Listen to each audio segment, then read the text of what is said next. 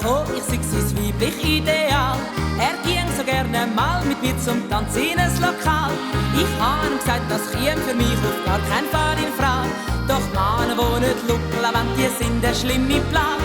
Er bohrt und er scharrt und er hört auf kein Nein. Und schliesslich habe ich gesagt, jetzt kommen Sie doch mit mir heim. Und fragen dort in dieser Sache am besten grad mein Mann. Ja, so, Sie haben einen Mann. Jetzt ist der 20er runtergefallen, jetzt hast du es doch kapiert. Wenn erst der 20er runtergefallen, dann läuft der Rest wie geschmiert.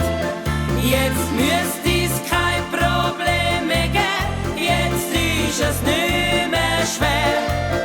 Und wenn's nicht langt, dann rühre ich halt ein Fränkler hinterher. Der Doktor hat mir gesagt, ich sei am Blinddarm infiziert. Ich müsse ins Spital und werde sofort operiert. Ich habe mich gewehrt, das müsse sicher etwas anderes sein. Und er hat gesagt, ich bin der Doktor, redet Sie nicht rein. Da habe ich gesagt, Herr Doktor, das geht mir ein bisschen zu geschwind. Die schneidet mich vergeblich auf, weil man bei mir nicht findet. Den Blinddarm haben Sie mir doch schon vor 3 Jahren rausgenommen. Den habe ich rausgenommen.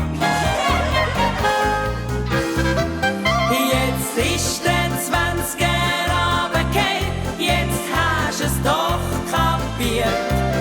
Wenn erst der 20er runtergefallen, dann läuft der Rest wie geschmiert.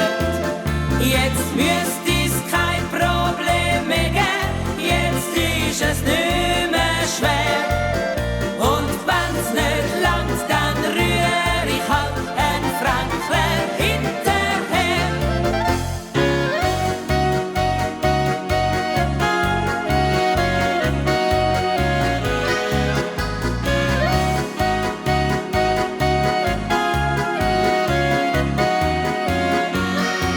Jetzt ist der